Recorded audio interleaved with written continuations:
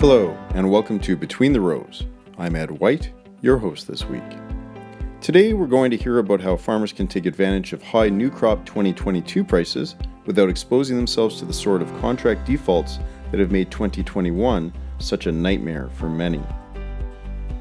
We'll hear about the relief at the Canadian Foodgrains Bank over its core funding being continued. But first, a message from our sponsor. At your Nutrien Ag Solutions retail, we take seed seriously. Getting it right for your farm requires the right knowledge. That's why we operate the largest retail seed trial program in Western Canada. Our local experts can provide you with advice for balancing maturity with disease traits and getting the best seed to your crop. After all, we take your harvest seriously too.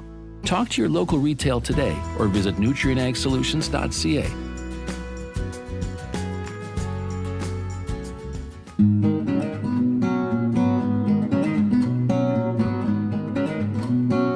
For decades, the Canadian Foodgrains Bank has been probably the most visible charity that farmers have supported. Whether it's through community grow projects or church luncheon fundraisers, the Foodgrains Bank has allowed the rural community to help fight hunger around the world.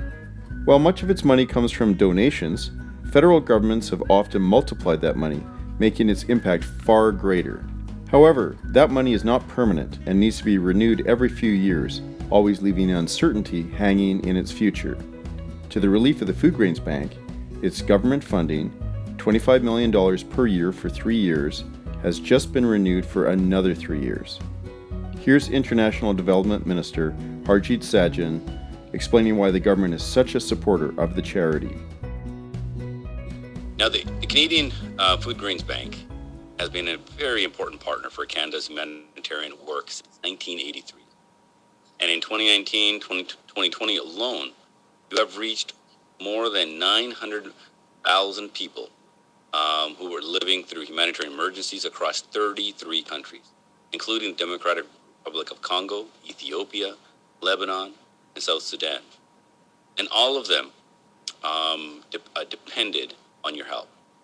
Now, even before COVID-19, conflict was a major driver of a food crisis. Now, the pandemic has resulted in the single largest increase in global hunger ever recorded. Now, over 500,000 people are now facing famine conditions, while 45 million in 43 countries are teetering on the brink of famine. And globally, up to 283 million people are living with acute food insecurity. We must work together to reverse these trends. I just want to say that guided by Canada's Feminist International Assistance Policy, we are committed to improving nutrition for the world's poorest and most marginalized, especially women and girls, by giving them better access to nutritious foods and services. The importance of women and girls cannot be underestimated. In many countries, women plant the food, work the fields, harvest the crops, and then cook the meals. Yet far too often, they are the ones who eat last and eat the least.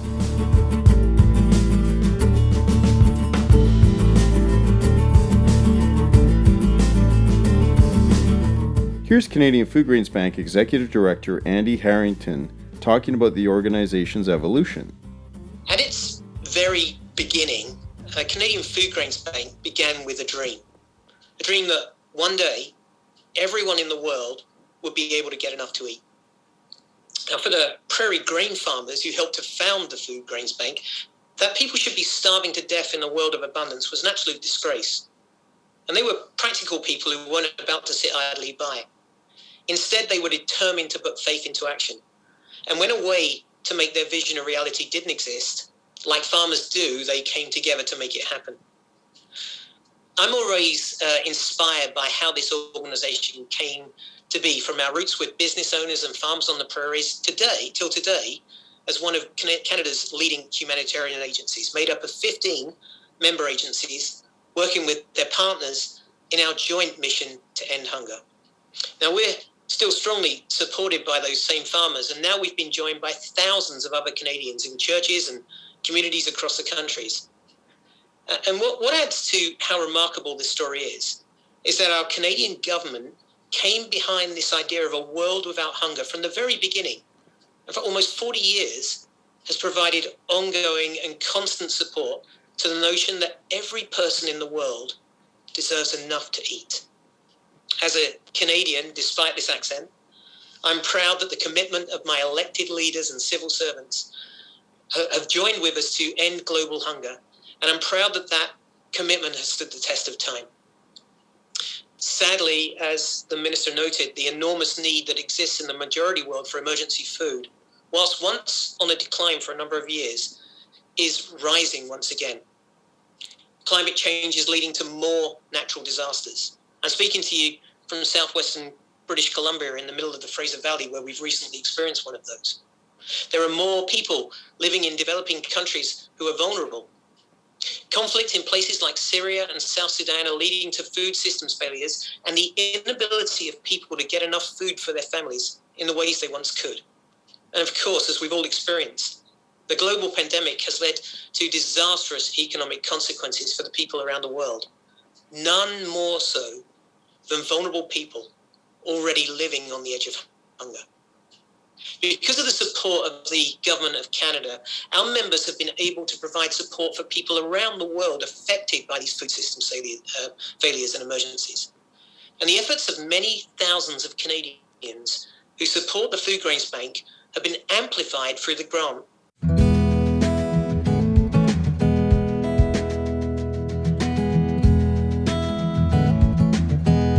Farmer Jan McIntyre talks here about her commitment to the charity. As a donor, I find it to be a powerful statement that 15 Canadian church and church-based organizations overcome theological differences to work together in partnership through the Canadian Foodgrains Bank to offer assistance to those who are living with hunger.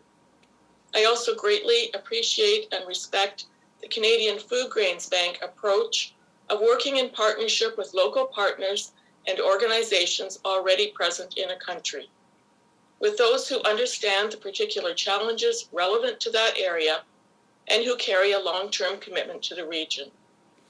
Not only does this approach bring practical value, it also respects and offers dignity to the people of the countries and communities we help.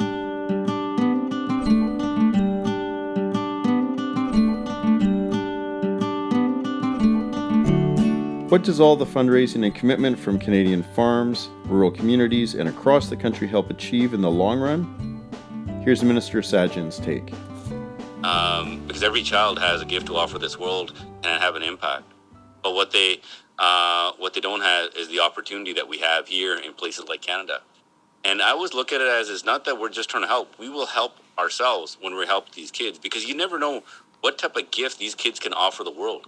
Or to their community. And so when I look at the work that's being done, it's not just about providing food. It's about creating a future for these children and the impact that they'll have for one another. Because you know that the work that they're doing now, the impact that it has on families, that they in turn will later on, when they grow up, provide the means and to be able to help others as well.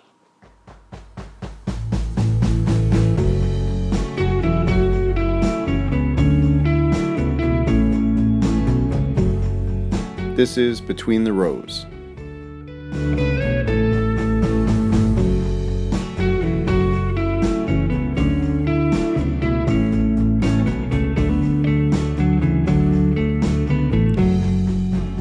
"2021 has been a great year for crop prices.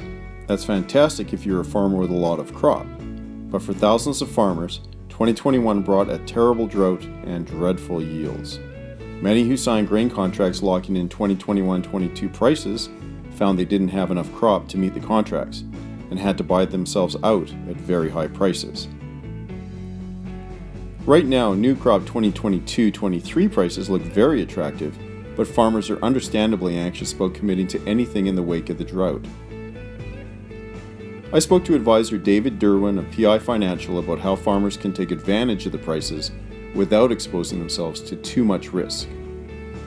So David, in 2020-2021, a lot of guys took out contracts and got into positions that in a normal-ish kind of year would have been absolutely fine, but they found themselves in the drought and with the wild price action, getting caught out either with production or prices or both.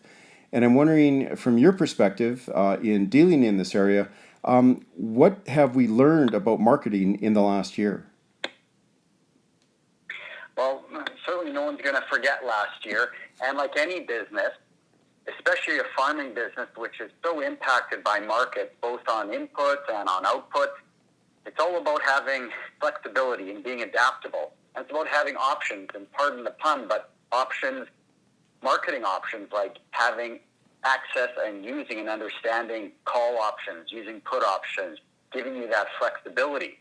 And what I think we're going to continue to see, and we certainly saw it last year, is that having those options in place really let you have an alternative to simply just pricing physical, deferred delivery contract. It really gave you way more latitude in how you're going to approach it. So if you've got options and you like prices, when canola got to, be at 600 or 700 or 800 or eventually 900, those prices were very enticing. And I think if you had the ability to look at that and say, okay, if I am going to price some grain, maybe what I'll do is I'll look at buying some calls to protect my production and to still benefit if there's any upside. And that would be a way to also offset any buyouts that may have occurred. You could also use options in a similar matter. Instead of pricing that grain, you could buy some put options.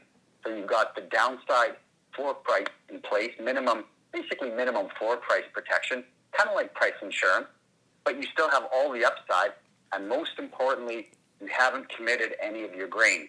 So you really want to have that flexibility to separate your pricing decisions and your delivery decisions. And I think that is going to be, always has been a focus of mine and an area that I really believe we can help clients with. But going forward after this year, certainly more and more people are going to take note of that and start to look at how they can be used. So we've got, a winter, normally it's a pretty heavy marketing season over the winter, but this year there may be less because there's just less crop in the bin, and certainly from what we've been talking about, a lot less, which is not already been priced. But I guess as we look forward to the 2022-23 new crop year and pricing for that, which a lot of people probably are going to start doing at some point, how do we approach that with what we learned this year, the dangers we saw, and the sort of unique, still droughted circumstances we're operating in? Yeah, and that is a conversation that already I am having with people for next year. And I mean, this year's crop isn't necessarily fully in the bin, right? If you're still harvesting beans or corn or whatever it might be, but that is a conversation that we're having already for next year.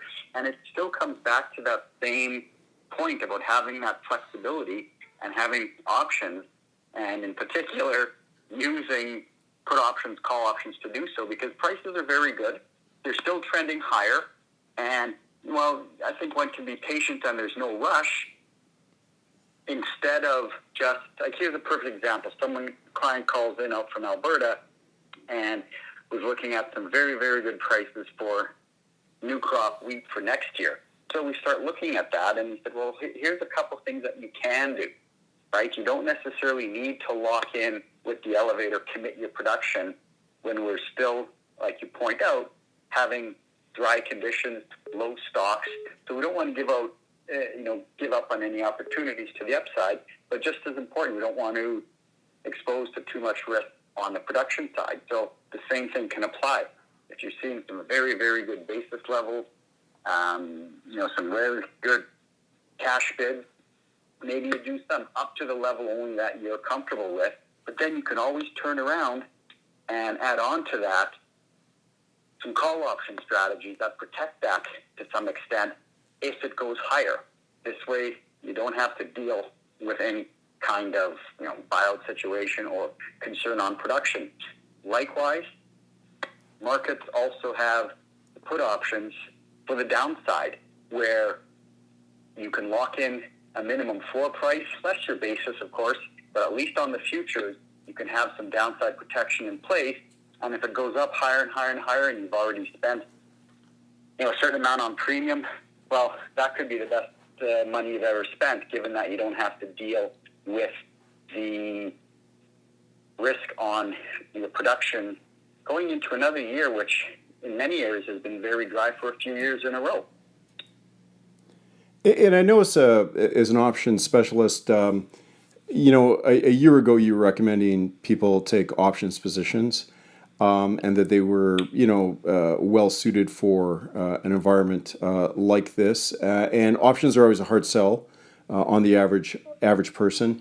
I'm wondering, though, after the experience of the last year, if people that you're talking to, this fall, are more open to exploring the role that options could play in their hedging strategies. Yeah, definitely. There's been an increase in interest in it, and also people looking at having an account set up and in place so that they're ready to go and make some of those additional marketing decisions. It's all about having more tools in the toolbox, and for people who use them, some clients have been using it for years and quite happy with the strategies and the process and how options fit into it. For new people, I really believe, and I've seen it already, where this past year has been a bit of an eye-opener in terms of making sure that you've got all the marketing tools that are out there available to you, because they don't want to go through that again. I've had some people say, I'm never going to forward price any grain again, which might be, a bit of an extreme reaction, but it's that sentiment and that feeling and that concern that going forward, they're going to be much more leery. So if we can provide them with another tool to use, then all of a sudden it makes some of those pricing decisions a lot easier, because you don't have to worry about your production risk. And that is going to be very, very important going forward. It puts more pricing power in the hands of the farmers. Yeah, I guess there's one route you could take is say, I'm just never going to price anything ever again ahead of being in the bin. The other is to find something like options contracts, which give you a chance to protect some prices without that exposure risk of not having the crop or being sort of wrong priced. All you've got at risk is the premium with options. Exactly. And I saw that all last year where, you always want to work in increments, right? Whether it's 10%, 25%, a third of your crop, whatever it might be, but you have a certain amount that you're comfortable pricing. I think when prices got really high, and we could see a replay of that again going forward, but when prices got very high, it's very enticing, but you don't want to have a situation where you don't want to do anything because it's, we could see a replay of the dryness and the drought, but you also don't want to let these high prices pass you by either. So it's a balance, and it's a balance of strategies, right? And it also works in conjunction with your storage plan. How much room do you have to store your grain? A lot of clients can store all of their production, so that gives them even more flexibility when they can really not have to worry about delivering just for cash flow. If they don't need it, they've got a place that they can store it. So it all works together, but definitely on a go-forward basis, it's going to give them that comfort and confidence that, there are other tools out there. We don't always have to do the same thing and get too caught up in that. You've got flexibility, and again, I saw it this year where people who either replaced their sales or just bought puts instead, and then canola went up another $200 a ton. Well, that's, the put option premium you might have invested in is more than made up for. And the fact, again, that you don't have to have your production committed to the elevators. Big benefit. Well, thanks very much, David, for taking us through this, and I guess we'll see how it unfolds. Always a pleasure, Ed. Thank you very much.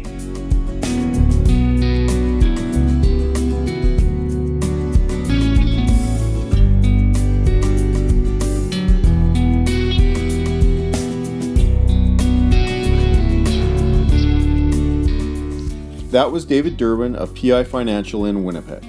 David's views can be often seen in his column in the pages of the Manitoba Co-operator, and I often quote him in my column in the Western Producer.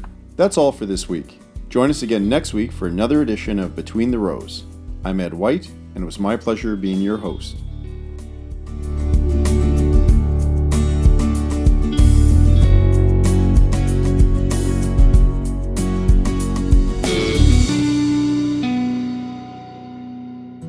At your Nutrien Ag Solutions retail, we take seed seriously. Getting it right for your farm requires the right knowledge. That's why we operate the largest retail seed trial program in Western Canada. Our local experts can provide you with advice for balancing maturity with disease traits and getting the best seed to your crop. After all, we take your harvest seriously too. Talk to your local retail today or visit nutrienagsolutions.ca.